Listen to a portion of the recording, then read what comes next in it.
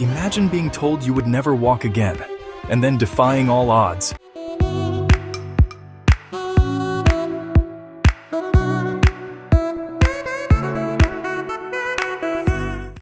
After battling both polio and scarlet fever as a kid, Wilma Rudolph was told she would never walk again.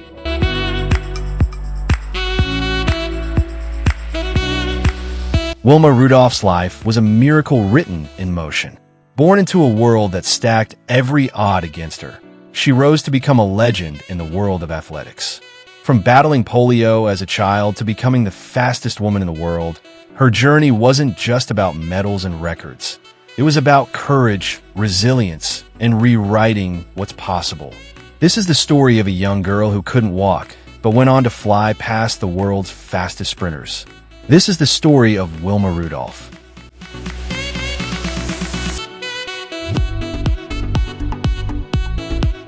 Wilma was born in 1940 in St. Bethlehem, Tennessee.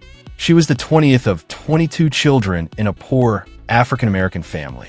At a time when segregation was deeply rooted in American society, her family already faced overwhelming economic and social challenges.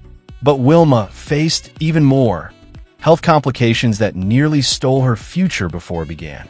As a young child, she suffered from pneumonia, scarlet fever, and most devastating of all, polio.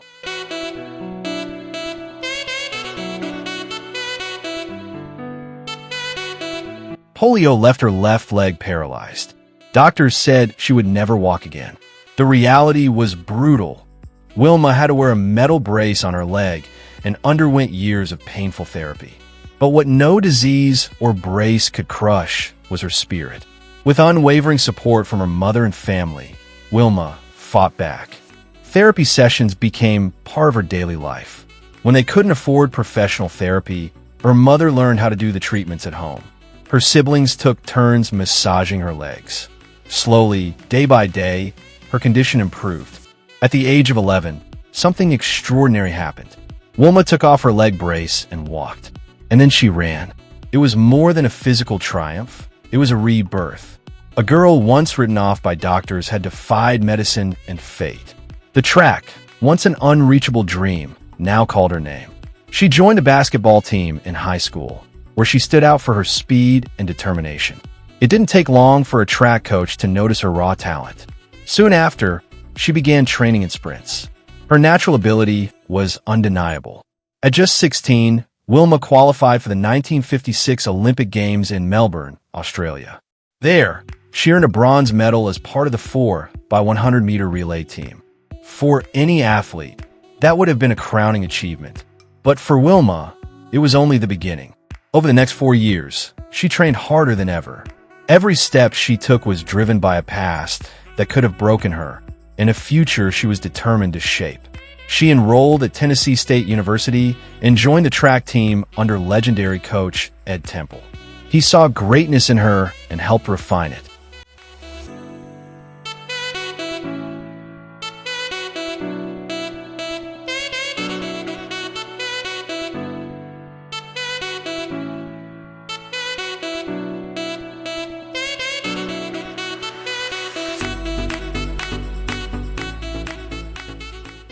In 1960, the world turned its eyes to Rome for the Summer Olympics. And there, Wilma Rudolph delivered one of the most iconic performances in Olympic history. She won 3 gold medals in the 100 meters, 200 meters, and 4x100-meter relay. She didn't just win, she dominated. Wilma became the first American woman to win 3 gold medals in track and field at a single Olympics. Her grace, speed, and confidence captivated the world. The girl who had once crawled on the floor of her home now stood atop the Olympic podium, the fastest woman alive. But her legacy wasn't limited to speed. Wilma returned to the U.S. as a national hero, but she knew her story carried more weight than athletic success. As an African-American woman in the heart of the civil rights movement, she chose to use her platform to fight segregation and racial injustice. When she was honored with a parade in her hometown of Clarksville, Tennessee, she refused to attend unless the event was integrated. Her demand was met. It became the first fully integrated public event in the city's history. This quiet but powerful act showed the kind of leader she had become. After retiring from competition at just 22, Wilma focused on education, coaching, and inspiring young athletes. She traveled the world advocating for women's sports and equality. She knew that speed was temporary, but the impact of her journey could last forever. Later in life, she established the Wilma Rudolph Foundation to support young athletes, especially those from disadvantaged backgrounds. She gave back in the same spirit in which she was raised, with strength, resilience, and unwavering love. Wilma's story teaches us that greatness isn't born from ease or comfort. It comes from struggle, sacrifice, and a refusal to give up. Her triumph wasn't just over competitors, but over fate, over illness, over prejudice.